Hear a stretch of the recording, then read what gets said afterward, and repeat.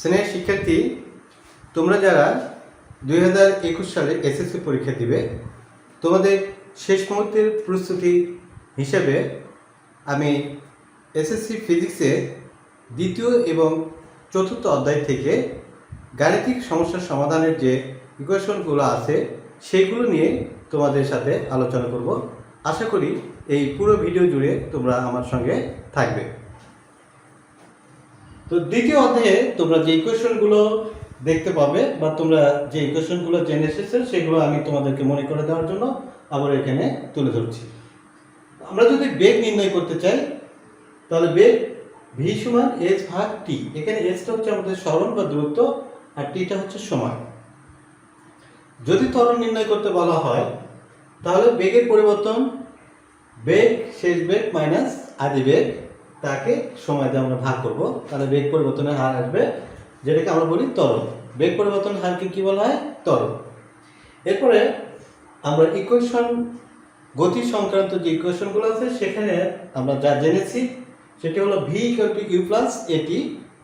এখানে ইউটা হলো আদিবেগ, যেটি সময়ের পূর্বে দেওয়া থাকে, অর্থাৎ স্থির অবস্থান থেকে অথবা কোনো একটা বস্তু এত বেগে যাত্রা শুরু করলো, ঠিক সেই ক্ষেত্রে আমরা আদিবেগ ধরে নিব। তারপরে এটা তো বলে আসলাম ত্বরণ। এরপর দেখো দূরত্ব নির্ণয় করতে তোমাদের যে ইকুয়েশনটা ব্যবহার করতে হবে s equal to UT plus half at square.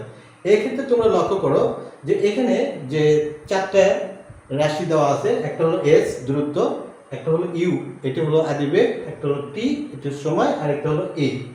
তো যদি আদিবেগ সময় এবং ত্বরণ দেওয়া থাকে তাহলে আমরা দূরত্ব নির্ণয়ের জন্য এই ইকুয়েশনটা ব্যবহার করব। আমাদের সেই যে প্রশ্নটা করবে সেই প্রশ্নের ভিতরে যে তথ্যগুলো দেওয়া আছে সেখানে আমরা লক্ষ্য করব যে আমাদের কি কি দেওয়া আছে, তার উপর ভিত্তি করে আমরা সমীকরণটা লিখব। দেখো এখানেও কিন্তু দূরত্ব লেখা আছে এস ইকুয়াল টু ভিটি। কখন আমরা এস ইকুয়াল টু ভিটি লিখব? যখন সমবেগে বা সমদূরত্বে চলবে তখন আমরা এস ইকুয়াল টু ভিটি লিখব। তারপর দেখো যদি আমাদের অঙ্কের ভিতরে আমরা দেখতে পাই যে আদিবেগ, ত্বরণ এবং সরণ দেওয়া আছে, আমরা শেষ বেগ বের করব, তাহলে এই ইকুয়েশনটা ব্যবহার করতে পারবো আমরা। অথবা আমাদের শেষ বেগ আদিবেগ তারপর ত্বরণ দেওয়া আছে, আমরা দূরত্ব নির্ণয় করব, সেক্ষেত্রে এই ইকুয়েশনটা আমরা ব্যবহার করতে পারবো। এরপরে দেখো তমস সেকেন্ডে অতিক্রান্ত দূরত্ব।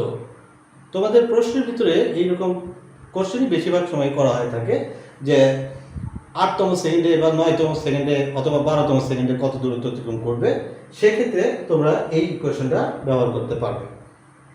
তো এস টিতম second equal to u plus half a 2 into t, অর্থাৎ যে তম সেকেন্ডে অর্থাৎ বলবে তার ওই পুরো সময়টুকু তোমাদেরকে লিখতে হবে। ধরো 8তম সেকেন্ড, তার মানে 8 সেকেন্ড, এখানে টি হিসেবে 8 লিখতে হবে। তারপরে উড্ডয়নকাল। উড্ডয়নকালটা হচ্ছে যে একটা বস্তু যদি নিচ থেকে উপরের দিকে ছুড়ে দেওয়া হয় তো উপরের সর্বোচ্চ উচ্চতায় উঠে গিয়ে ওই বস্তুটা আবার যখন নিচের দিকে এসে পড়বে, মাটিকে স্পর্শ করার আগে যে সময় ধরে বস্তুটা উপরে ছিল সেই সময়টাকে বের করার জন্য এই সূত্রটা বা এই ইকুয়েশনটা তোমরা ব্যবহার করবে। তো পড়ন্ত বস্তুর ইকুয়েশনগুলো কি কি? এই ইকুয়েশনগুলোই পড়ন্ত বস্তুর ক্ষেত্রে v equal to u plus gt. এখানে একটা জিনিস নতুন অ্যাড হয়েছে, সেটা হচ্ছে অভিকর্ষ ত্বরণ। তো আমরা জানি কোনো বস্তু ভূপৃষ্ঠে যখন নামে তখন অভিকর্ষ বলের প্রভাবেই মাটির দিকে নামে, আবার যদি নিচ থেকে উপরের দিকে দেওয়া হয় তাহলে অভিকর্ষ বলের কারণে সে বাধাপ্রাপ্ত হয়ে থেমে যায়। তো এই হলো সেই g equal to UT plus half GT square. এই ইকুয়েশনটা ব্যবহার করব। যদি এটা পড়ার ক্ষেত্রে আমরা এটা ব্যবহার করব, একটা নির্দিষ্ট উচ্চতা থেকে পড়তেছে, সেক্ষেত্রে পড়তে কত সময় লাগবে সেটা যদি আমি সময় বের করতে চাই তাহলে আমরা এই ইকুয়েশনের মাধ্যমে বের করতে পারবো। এখন যদি তোমার বেগ বের করতে বলে তাহলে সেই ক্ষেত্রে আমরা লিখব v square equal to u square plus 2gh। এটা হলো পড়ন্ত বস্তু।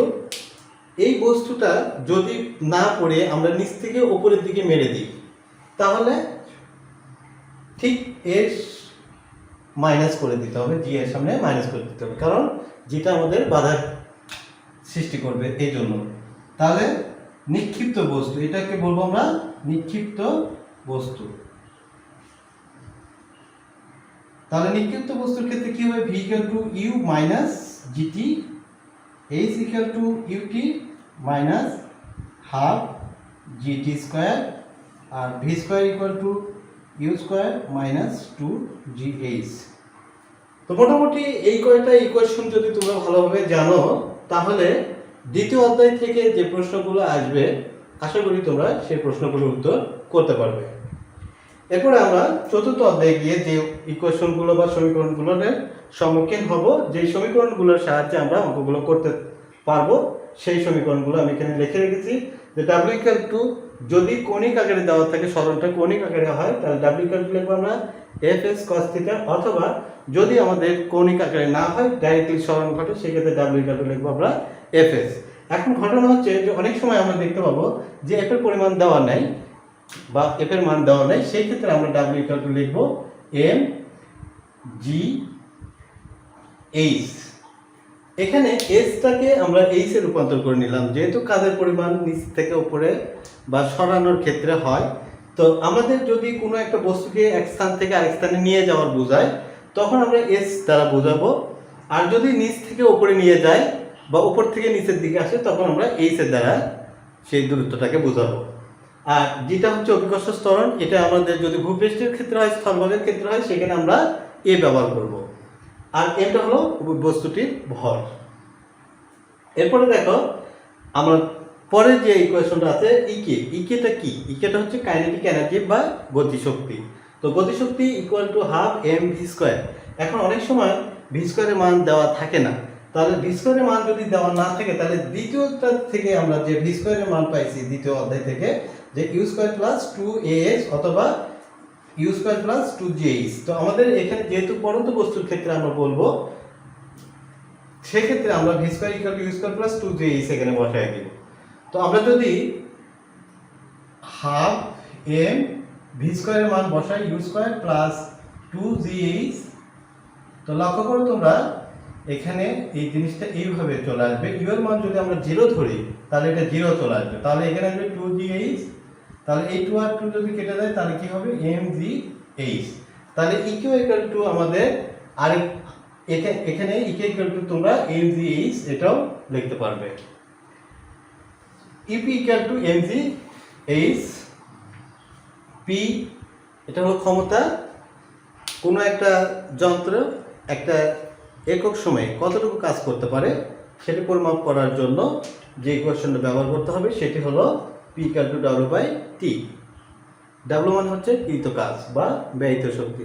এটা তোমার মনে রাখবা যে ব্যয়িত শক্তি ইকুয়াল টু কৃত কাজ। তাহলে ডাব্লিউ ইকুয়াল টু আমরা আরেকটি জিনিস এখানে লিখতে পারি এম জি এইচ ডিভাইডেড টি। এরপরে এটা হচ্ছে কর্মদক্ষতা। একটা যন্ত্র তার যতটুকু শক্তি থাকে পুরো শক্তিটাই কাজে লাগাতে পারে না, তার মধ্যে যে প্রদত্ত শক্তিটা থাকে সেই শক্তি পুরোটা কাজে লাগাতে পারে না। তো শক্তির যত অংশটুকু কাজে রূপান্তরিত হয় সেটি তার হলো কর্মদক্ষতা, আর এই কর্মদক্ষতাকে শতকরায় প্রকাশ করতে হয়। তো আমরা এটা equal to p out by p in into 100% এভাবে লিখতে পারি। এখানে পি আউট হচ্ছে লব্য কার্যকর ক্ষমতা, পি ইন হচ্ছে প্রদত্ত ক্ষমতা। এটা হচ্ছে স্প্রিং ধ্রুবকের ক্ষেত্রে সঞ্চিত শক্তির পরিমাণ যখন তোমরা বের করবে তখন v equal to half k x s square. K হচ্ছে স্প্রিং ধ্রুবকের মান, এটা হলো সঞ্চিত শক্তি, আর এটা সংকোচনের পরিমাণ এক্সটা। এই হাফ এম ভি স্কয়ার এটা হচ্ছে কি গতিশক্তি। গতিশক্তিটা আসলে মূলত হচ্ছে মানে আদি বা প্রাথমিক গতিশক্তির সাথে মোট কাজের পরিমাণ, তাহলে হলো এটা শেষ গতিশক্তি। এরপর দেখো কর্মদক্ষতাকে আমরা যদি আরো অন্যভাবে লিখি বা অন্যভাবে আমাদের উপস্থাপন করি তাহলে এখানে আমরা লিখতে পারি কর্মদক্ষতা এটা ইকুয়াল টু কৃত কাজ বা ব্যয়িত শক্তি ডিভাইডেড প্রদত্ত শক্তি, যদি কাজের মাধ্যমে আমরা সেটা নির্ণয় করি। তাহলে ক্ষমতার মাধ্যমে নির্ণয় করলে আমরা এই ইকুয়েশন ব্যবহার করব, আর যদি কাজের মাধ্যমে নির্ণয় করি তাহলে এটা ব্যবহার করব। তো এ হলো দ্বিতীয় এবং চতুর্থ অধ্যায়ের যে ইকুয়েশনগুলো আছে এই ইকুয়েশনগুলোর পরিচিতি। আশা করি তোমরা ইকুয়েশনগুলো সম্বন্ধে এখন আরও আগের চাইতে ভালো ধারণা লাভ করতে পারবে। এখন আমি তোমাদের এই ইকুয়েশনগুলোর উপরে দুইটি ম্যাথ করে দেখাবো। দেখো আমি এখানে একটি উদ্দীপক লিখলাম। যে উদ্দীপকে বলা আছে রাফি একটি বলকে 15 মিটার সেকেন্ড ইনভার্স 1 বেগে উপরের দিকে ছুঁড়ে মারল। এখন এখানে প্রশ্ন হচ্ছে বলটি সর্বোচ্চ কত উচ্চতায় উঠবে। সেকেন্ড কোশ্চেন হচ্ছে বলটি মোট কত সময় শূন্যে থাকবে।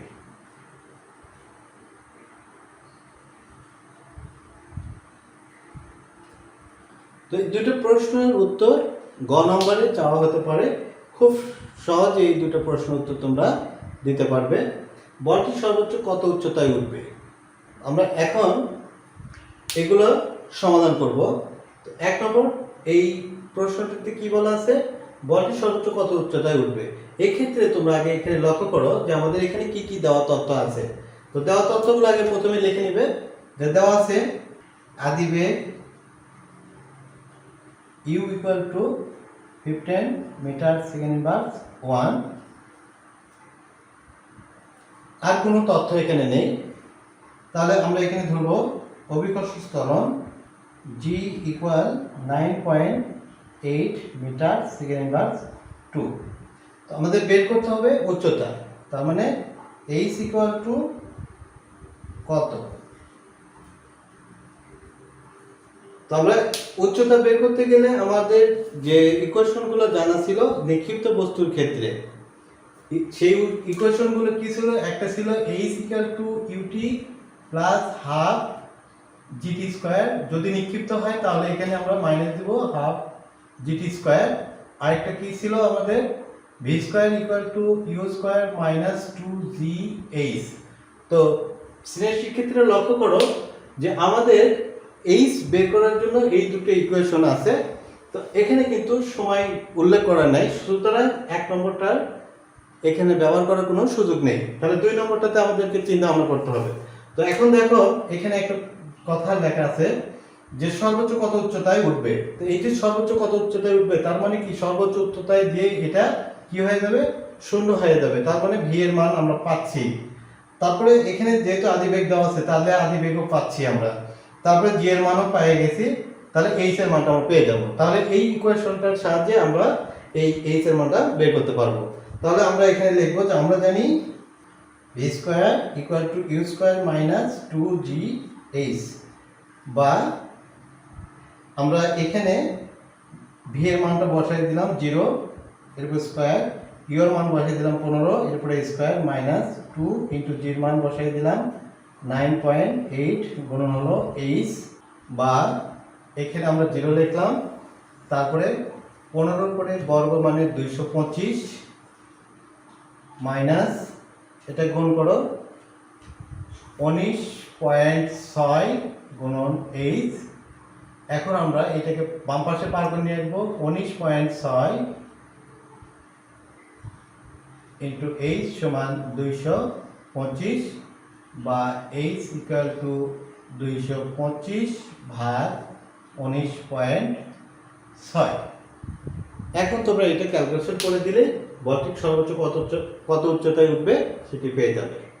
এরপরে নেক্সট যে কোশ্চেনটা আছে সেটা হচ্ছে বলটি মোট কত সময় শূন্যে থাকবে। তো এইটার ক্ষেত্রে আমাদের যে জিনিসটা জানা আছে সেটা হলো যে আদিবেগ ইউ আর অভিকর্ষ ত্বরণের মান জানা আছে, আমরা সময়টা বের করব, উড্ডয়ন কাল যেটা সেটা বের করব। তাহলে আমরা এই ক্ষেত্রে লিখব যে উড্ডয়ন কাল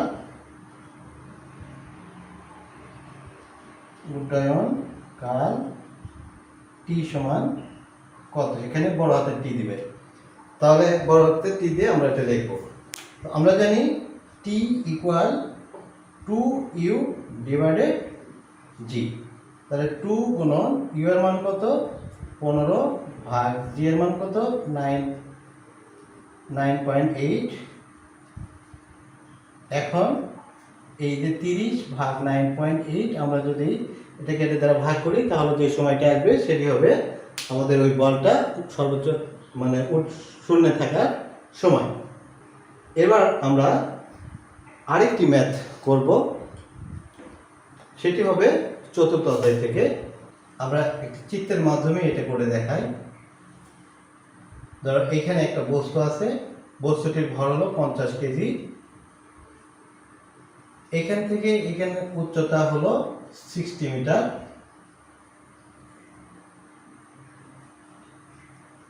এখন আমাদের প্রশ্ন হচ্ছে এই উচ্চতায় বস্তুটির বিভব শক্তি কত, অর্থাৎ 7 মিটার উপরে বস্তুটির বিভব শক্তি কত। তাহলে আমার প্রথম প্রশ্ন হচ্ছে বিভব শক্তি নির্ণয় করো। বিভব শক্তি নির্ণয় করো। সেকেন্ড কোশ্চেন হচ্ছে কত মিটার উচ্চতায় বস্তুটির বিভব শক্তি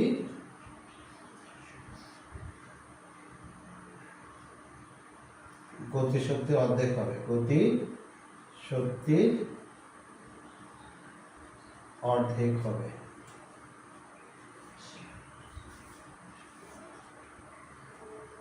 এই যে দুটো প্রশ্ন, আমরা এই দুটো প্রশ্নের সলভ এখন দেখব।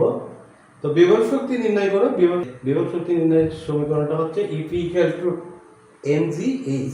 আমাদের কি লক্ষ্য করতে হবে আমাদের এখানে কি কি দেওয়া আছে, উদ্দীপকে কি কি দেওয়া আছে। তো আমরা এখানে দেখতে পাচ্ছি আমাদের উদ্দীপকে দেওয়া আছে ভর। এখানে তোমরা 1 নম্বর শর্ত লিখে নাও, দেওয়া আছে ভর m সমান 50 কেজি, উচ্চতা h সমান 60 মিটার।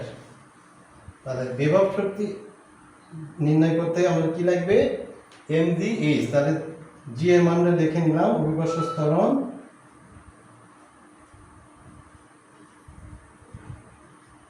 g সমান 9.8 মিটার সেকেন্ড ইনভার্স 2। তাহলে আমরা জানি বিভব শক্তি